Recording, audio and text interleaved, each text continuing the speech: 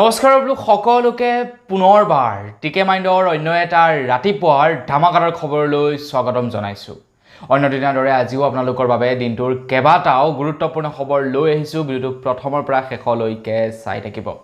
আগৈছোঁ আজিৰ প্ৰথম খবৰটোৰ ফালে। প্ৰথম খবৰটো আপোনালোকক জনোৱাৰ আগতে সকলোকে সৰুকৈ এটা অনুৰোধ, যদি খবৰকেইটা চাই ভাল পায় তেন্তে লাইক এটা কৰিবলৈ কিন্তু নাপাহৰিব।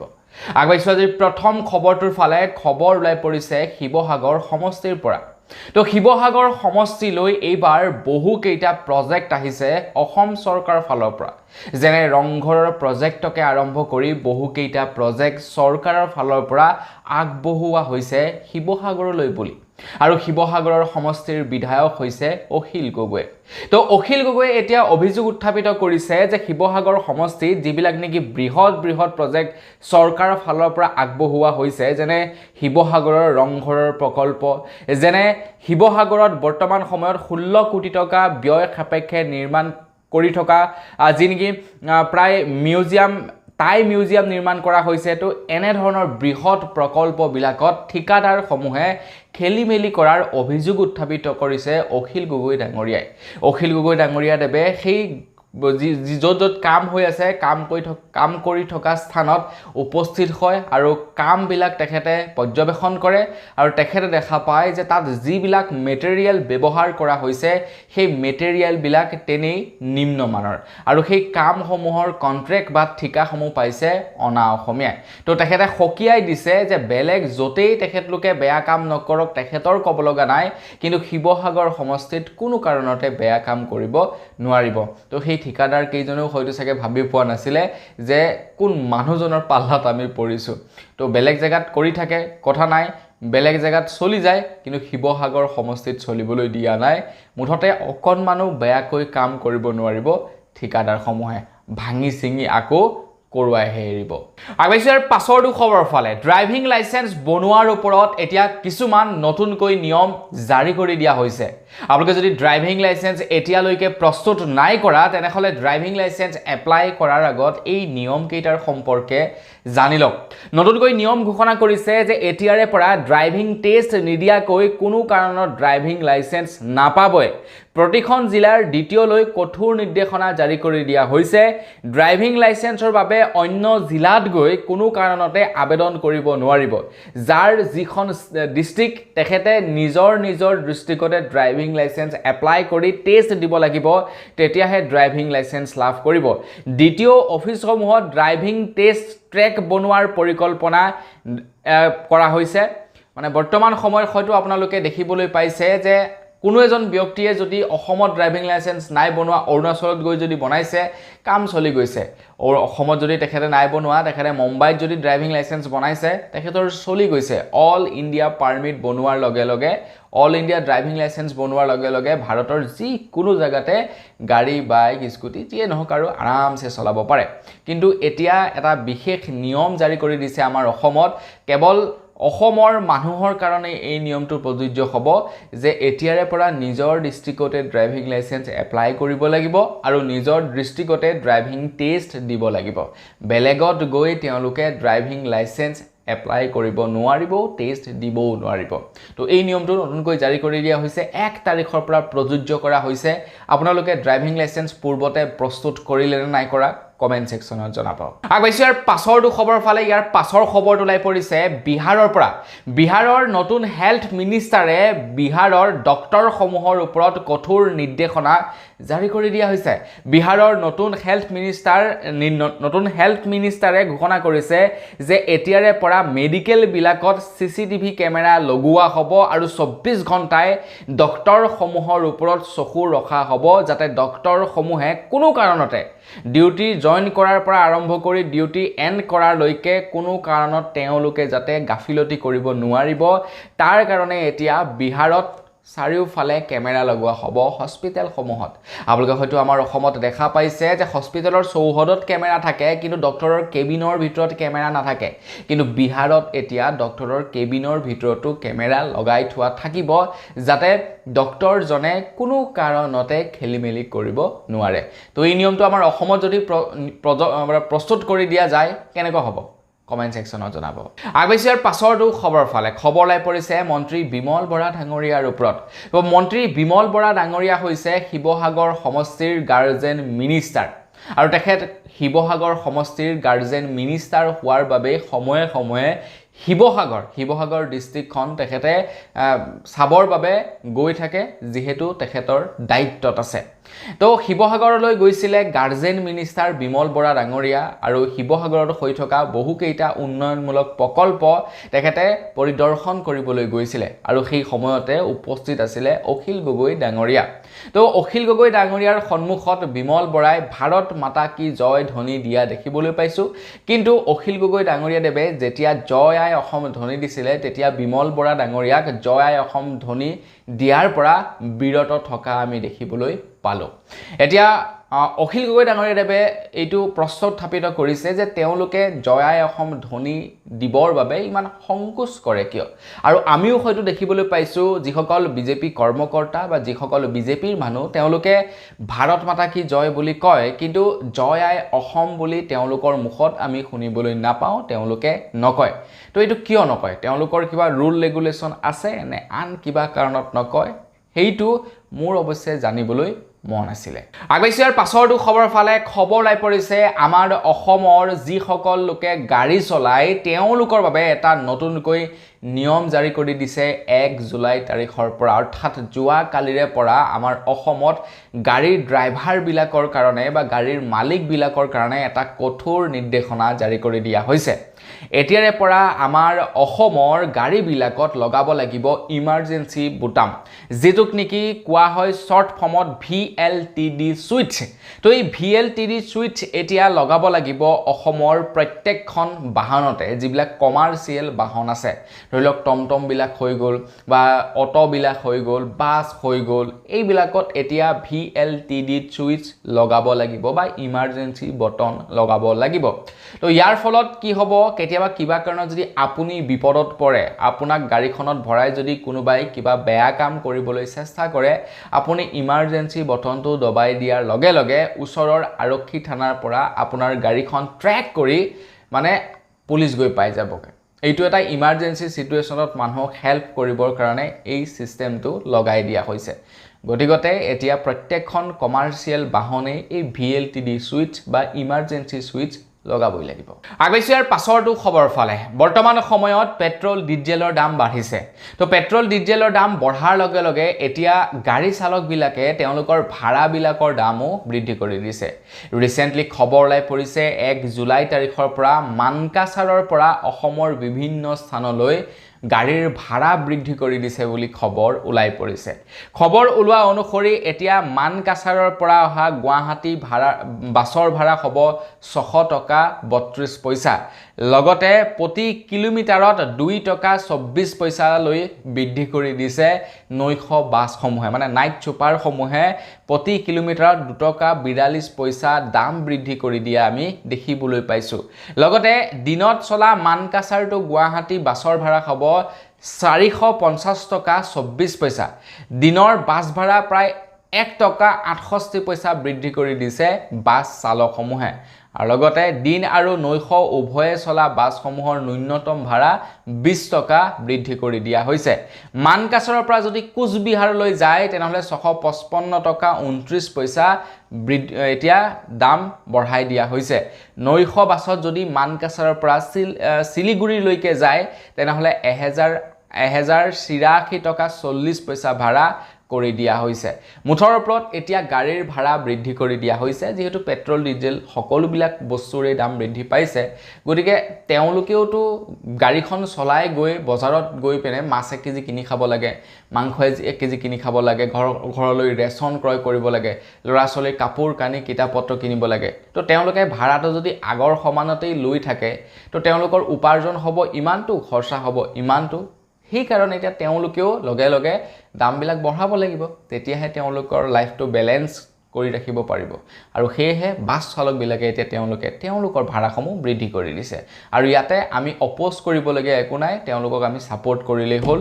যদি আমি চৰকাৰৰ অপ'জ কৰিব নোৱাৰোঁ তেনেহ'লে আমি বাছ চালক বা দোকানীবিলাককো আমি ধৰি লওক তেওঁলোকৰ বিৰুদ্ধে কোৱাৰ আমাৰ কোনো অধিকাৰ নাই কাৰণ তেওঁলোকে দাম বঢ়োৱা নাই সকলোবিলাক বস্তু দাম বাঢ়িছে গতিকে তেওঁলোকেও নিজৰ বস্তুবিলাকৰ দাম বঢ়াবই লাগিব আগবাইছো ইয়াৰ পাছৰটো খবৰ ফালে ইয়াৰ পাছৰ খবৰটো ওলাই পৰিছে সাৰ্ভিস কৰা সকলৰ বাবে মানে যিসকলোকে প্ৰাইভেটেই হওক বা চৰকাৰীয়ে কাম কৰে তেওঁলোকে এতিয়াৰে পৰা ইপিএফৰ পইচা ইউপিআইৰ জৰিয়তে বা এটিএমৰ পৰা ডাইৰেক্টলি উইথড্ৰল কৰিব পাৰিব বুলি ঘোষণা কৰি দিছে তো চৰকাৰৰ ফালৰ পৰা ঘোষণা কৰা অনুসৰি আগতে যেনেকৈ ইপিএফৰ পইচা উইথড্ৰ কৰিবৰ বাবে 15 দিনৰ পৰা এমাহ পৰ্যন্ত ৱেইট কৰিব লাগে এতিয়াৰে পৰা 15 দিনৰ পৰা এমাহলৈকে ৱেইট কৰিব নালাগে ইপিএফৰ পইচা উইথড্ৰ কৰিবৰ কাৰণে ইনষ্টেন্ট ইউপিএফৰ পইচা উইথড্ৰ কৰিব পাৰিব তাকো ইউপিআই মাধ্যমত পইচা ট্ৰান্সফাৰো কৰিব পাৰিব এটিএমৰ পৰা ইউপিআই মাধ্যমত পইচা উইথড্ৰ কৰিব পাৰিব বুলি জনাইছে ইউপিএফক লৈ এইটো এটা নতুন নিয়ম চেঞ্জ কৰি দিছে 1 জুলাই তাৰিখৰ পৰা অৰ্থাৎ জুৱা কালিৰে পৰা ইপিএফৰ ক্ষেত্ৰত এই নতুন নিয়মটো সলনি কৰি দিছে আপুনিও কিবা সাৰ্ভিস কৰে নেকি কমেন্ট সেকশনত জনাব যদি কৰে এতিয়াৰে পৰা যদি বিপদত পৰে কাৰোবাৰ পৰা ধাৰ লোৱাৰ দৰকাৰ নাই ইপিএফৰ পৰা ইনষ্টেন্ট পইচা উইথড্ৰ কৰিব পাৰিব আগবাইছো ইয়াৰ পাছৰটো খবৰ ফালে ইয়াৰ পাছৰ খবৰটো ওলাই পৰিছে আধাৰ কাৰ্ডৰ ওপৰত আপোনালোকে আধাৰ কাৰ্ডত বাৰু ইমেইল আইডি আপডেট কৰা আছে নে নাই কমেন্ট সেকশনত জনাবচোন এতিয়ালৈকে যদি আপোনালোকে আধাৰ কাৰ্ডৰ সৈতে ইমেইল আইডি আপডেট কৰা নাই তেন্তে আপোনালোকৰ কাৰণে এটা ভাল খবৰ ওলাই পৰিছে 1 জুলাই তাৰিখৰ পৰা আধাৰ কাৰ্ডৰ সৈতে ইমেইল আইডি আপডেট কৰাটো সম্পূৰ্ণ বিনামূলীয়া কৰি দিছে এতিয়ালৈকে যদি আপোনালোকে আধাৰ কাৰ্ডৰ সৈতে নিজৰ ইমেইল আইডিটো আপডেট কৰা নাই শীঘ্ৰেই আপোনালোকে আধাৰ চেণ্টাৰ এটাৰত যাওক আৰু আপোনালোকৰ ইমেইল আইডি আপডেট কৰক নতুবা আপোনাৰ যদি আধাৰ কাৰ্ডৰ OTP যোৱা মোবাইলটো আছে নিজেই নিজৰ ফালৰ পৰা আপোনালোকৰ ইমেইলটো লিংক কৰিব পাৰিব বা ইমেইল আপডেট কৰিব পাৰিব আৰু ইমেইল আপডেট কৰাটো বহুতেই প্ৰয়োজনীয় বৰ্তমান সময়ত যদি এতিয়ালৈকে আপডেট কৰা নাই যাওক আৰু আপডেট কৰকে আগবাইছো ইয়াৰ পাছৰটো খবৰ ফালে আমাৰ অসমত এতিয়া য'ত এতিয়া অবৈধ কাঠৰ মিল আছে সকলোবিলাক বন্ধ কৰিব মন্ত্ৰী জয়ন্ত মল্ল বৰুৱা ডাঙৰীয়াই অসমৰ য'তেই অবৈধ কাঠৰ মেইল দেখিব সেই কাঠৰ মেইলবিলাক এতিয়া বেন কৰিব জয়ন্ত মল্ল বৰুৱা ডাঙৰীয়াই মন্ত্ৰী জয়ন্ত মল্ল বৰুৱা ডাঙৰীয়াই জনাইছে যে বুধবাৰৰ দিনাখন মাত্ৰ এটা দিনত তেখেতে প্ৰায় 47টাকৈ কাঠৰ মেইল বন্ধ কৰিছে উজনি অসমত উজনি নামনি আৰু মধ্য অসমত প্ৰায় 47টাকৈ কাঠৰ মেইল বন্ধ কৰিছে বুলি ঘোষণা কৰিছে আৰু এই কাঠৰ মেইলসমূহ অবৈধভাৱে চলি আছিল তেওঁলোকে কাৰোবাক 2 টকা পকেট গৰম কৰাই চলাই আছিল তেওঁলোকৰ কাঠৰ মেইলসমূহ উজনি অসমত প্ৰায় 21টা নামনি অসমত প্ৰায় 18টা আৰু উত্তৰ অসমত প্ৰায় 8টাকৈ সৰ্বমুঠ 47টা এতিয়া 47টা সৰ্বমুঠ আপোনাৰ মিলৰ ফ্যাক্টৰী বন্ধ কৰিছে মানে কাঠফলা মেইল বন্ধ কৰিছে বুলি জয়ন্ত মল্ল বৰুৱা ডাঙৰীয়াই ঘোষণা কৰিছে মানে এইবিলাকে একো ডকুমেন্ট পাতি নোহোৱাকৈ চলি আছিল কেতিয়াবা কোনোবাই মাত মাতিছিলে যদিও 10 টকা 20 টকা এটা পকেটত ভৰাই দিছিলে তেওঁলোকে চুপচাপ আছিল ললিপপ খাই বহি আছিল আৰু মেইলৰ মালিক বিলাকেও কোটি কোটি টকা উপাৰ্জন কৰি আছিল কিন্তু জয়ন্ত মল্ল বৰুৱা ডাঙৰীয়াই তেওঁলোক সকলোকে এতিয়া সতৰ্কিত কৰি একদম বন্ধ কৰি দিছে আগবাইছো ইয়াৰ পাছৰটো খবৰ ফালে এখানে খবৰ লাই পৰিছে হেলথ সিটি হস্পিটেলৰ পৰা সাইবাৰ অপৰাধীয়ে লুটি নিলে কোটি কোটি টকা লুটি লৈ গল সাইবাৰ অপৰাধীয়ে হেলথ সিটি হস্পিটেলৰ পৰা খবৰ অনুসৰি খানাপাৰাত থকা হেলথ সিটি হস্পিটেলৰ পৰা সাইবাৰ অপৰাধীয়ে প্ৰায় 4 কোটি 21 লাখ টকা লুটি লৈ গল বুলি অভিযোগ উত্থাপিত কৰিছে হেলথ সিটি হস্পিটেলৰ তৰফৰ পৰা তো ঘটনা সন্দৰ্ভত এতিয়া সিআইডিক গোচৰ আৰোপ কৰা হৈছে হস্পিটেলৰ কৰ্তৃপক্ষৰ তৰফৰ পৰা হস্পিটেলৰ মালিকে সিআইডিৰ ওচৰত কমপ্লেইন্ট কৰিছে তেখেতৰ একাউণ্টৰ পৰা 4 কোটি 41 লাখ টকা লুটি লৈ গল সাইবাৰ অপৰাধীয়ে আজিকালি 2 নম্বৰী কৰা মানুহবিলাক মানে যিমানেই সৰকাৰ চতুৰ হৈছে যিমানেই আপোনাৰ এডভান্স টেকনলজি বৃদ্ধি পাইছে হিমানেই কিন্তু এই সাইবাৰ অপৰাধীবিলাকো টেঙৰ হৈ পৰিছে আৰু তেওঁলোকে ন কৌশলেৰে যেনেকে পাৰে তেনেকে পইচা লুটি আছে গতিকে সাৱধান নহলে আপোনালোকেও এই মায়াজালত বন্দী হ'ব পাৰে আগবাইছোঁ ইয়াৰ পাছৰটো খবৰ ফালে এইখিনিতে খবৰ ওলাই পৰিছে 1 জুলাই তাৰিখৰ দিনাখনেই LPG গেছৰ দাম কমিছে বুলি খবৰ ওলাই পৰিছে। খবৰ অনুসৰি কমাৰ্চিয়েল LPG চিলিণ্ডাৰৰ দাম কমা দেখিবলৈ পোৱা গৈছে 1 জুলাই তাৰিখৰ দিনাখন। 1 জুলাই তাৰিখৰ দিনাখন কমাৰ্চিয়েল চিলিণ্ডাৰৰ দাম 183 টকা 50 পইচা কমিছে বুলি খবৰ ওলাই পৰিছে। কমাৰ্চিয়েল চিলিণ্ডাৰ মানে যেটো 19 কেজি ওজনৰ চিলিণ্ডাৰ সেইটোৰ 183 টকা 50 পইচা দাম কমি গৈছে। সবতছে হাঁহি উঠিছে কি জানে নাই? হাঁহি উঠিছে এইটোৱে যে দাম বৃদ্ধি কৰিছিলে 1100-1200 টকা কমাই দিলে 180 টকা 190 টকা। তো ইয়াতকে আৰু হাঁহি উঠা কথা কি হ'ব পাৰে কওকচোন বাৰু। আগবাইছোঁ ইয়াৰ পাছৰটো খবৰ ফালে ইয়াৰ পাছৰ খবৰটো ওলাই পৰিছে জুবিন দাৰ পত্নী গৌৰিমা বৌৰ ওপৰত। তো জুবিন দাৰ পত্নী গৌৰিমা বৌক যোৱাকালি আইনে লিগেলি উত্তৰাধিকাৰীৰ প্ৰমাণপত্ৰ প্ৰদান কৰিলে। এতিয়া জুবিন দাৰ সা সম্পত্তিৰ পৰা আৰম্ভ কৰি সকলোবিলাক বস্তু গৌৰিমা বৌয়ে ব্যৱহাৰ কৰিব পাৰিব। বেংকৰ একাউণ্টৰ পৰা আৰম্ভ কৰি প্ৰত্যেকটো বস্তুৱে এতিয়া ব্যৱহাৰ কৰিব পাৰিব। প্ৰত্যেকটো বস্তুতেই অধিকাৰ আছে গৌৰিমা বৌৰ আৰু তাৰ প্ৰমাণপত্ৰ দি দিলে যোৱাকালি আইনে।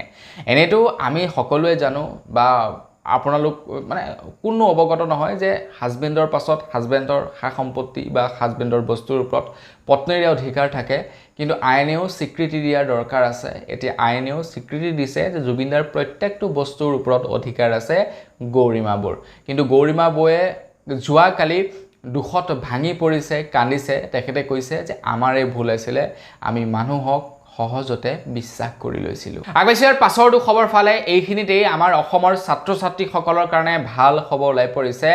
নৱম শ্ৰেণীৰ পঞ্জীয়নৰ সময়সীমা বৃদ্ধি কৰি দিয়া হৈছে। নৱম শ্ৰেণীৰ পঞ্জীয়নৰ বাবে 7 জুলাইলৈকে ডেট বৃদ্ধি কৰি দিয়া হৈছে।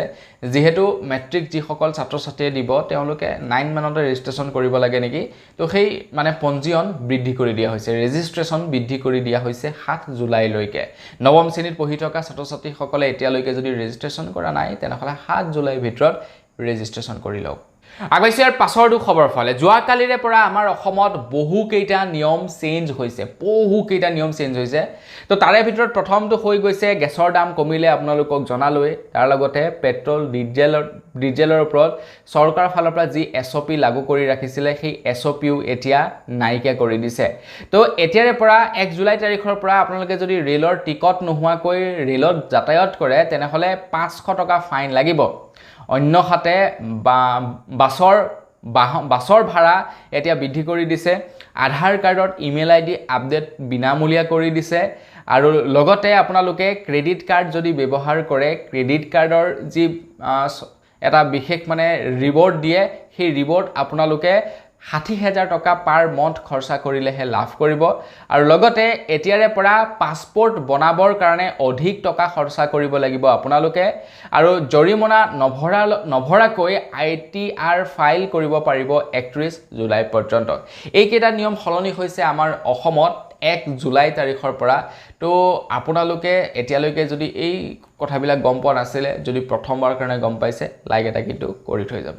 আগবাইছোঁ ইয়াৰ পাছৰটো খবৰ ফালে মই আপোনালোকক কৈছোঁৱেই মন্ত্ৰী জয়ন্ত মল্ল বৰুৱা ডাঙৰীয়াই অসমৰ পৰা কাঠৰ অবৈধ মিল সম্পূৰ্ণৰূপে নাইকিয়া কৰি পেলাব। তো মন্ত্ৰী জয়ন্ত মল্ল বৰুৱা ডাঙৰীয়াই আপোনালোকৰ কাৰণে এটা টোল ফ্ৰী নাম্বাৰ জাৰি কৰিছে। আপোনালোকৰ ঘৰৰ ওচৰতো যদি কোনোবাই অবৈধভাৱে কাঠ ফালি আছে তেনেহ'লে চৰকাৰক খবৰ দিব পাৰে। নাম্বাৰটো হৈছে 94352044। এই নাম্বাৰটোত মানে 4x4 এই নাম্বাৰটোত আপোনালোকে কল কৰিব পাৰে। 7 দিনৰ ভিতৰত 100% বন্ধ কৰিব বুলি কৈছে অবৈধ কাঠৰ মিলসমূহ। মানে আমাৰ অসমত যিমানেই গোপনে কাঠৰ মিল চলি আছে সকলোবিলাক গোপনে চলি থকা কাঠৰ মিল জয়ন্ত মল্ল বৰুৱা ডাঙৰীয়াই বন্ধ কৰিব। সেইবাবে আপোনালোকলৈ এই নাম্বাৰটো জাৰি কৰিছে। যদি আপোনালোকৰ ঘৰৰ ওচৰতো কোনোবাই অবৈধভাৱে কাঠ ফালি আছে আপোনালোকে খবৰ দিব পাৰিব। আগবাইছোঁ একেবাৰে শেষৰ খবৰটো ফালে এইখিনিতে খবৰ ওলাই পৰিছে নাইৰা আৰু জিঅ' তেল ডিপুত এতিয়া পেট্ৰল আৰু ডিজেলৰ দাম কমিলে বুলি খবৰ ওলাই পৰিছে। আমাৰ ভাৰতবৰ্ষৰ বাকী যিমানকেইটা কোম্পানী আছে, পেট্ৰলিয়াম মন্ত্ৰালয় আছে, পেট্ৰলিয়াম কোম্পানী আছে, সেই কোম্পানীকেইটাই কিন্তু দাম মানে কমোৱা নাই, কিন্তু নাইৰা আৰু ৰিলায়েন্সে দাম কমাই দিছে। দুয়োটা প্ৰাইভেটে, নাইৰাটো প্ৰাইভেট, ৰিলায়েন্সো প্ৰাইভেট। তো এই দুটা কোম্পানীয়ে এতিয়া দাম কমাই দিছে পেট্ৰল আৰু ডিজেলৰ। তো নাইৰা আৰু জিঅ'য়ে পেট্ৰলত কমে 5 টকা আৰু ডিজেলত কমে 3 টকাকৈ দাম কমাই দিয়া আমি দেখিবলৈ পাইছোঁ এনেই সৰ্বসাধাৰণ ৰিলায়েন্সত দামটো অকণমান বেছি থাকে কিন্তু এতিয়া দামটো তেওঁলোকে কমাই দিছে 1 জুলাই তাৰিখৰ পৰা দাম কমা আমি দেখিবলৈ পাইছোঁ তো বন্ধু বান্ধৱীসকল বাছ আজিৰ ভিডিঅ' জনাবলগীয়া খবৰ ইমানকেইটাই আছিলে খবৰকেইটা জানি কেনে পালে কমেণ্ট ছেকশ্যনত জনাব যদি ভাল লাগিলে লাইক এটা কৰি দিব চেনেল যদি ছাবস্ক্ৰাইব কৰা নাই ছাবস্ক্ৰাইবটো কৰি ল'ব পুনৰ লগ পোৱাৰ বিদায় মাগিছোঁ ধন্যবাদ জয় অসম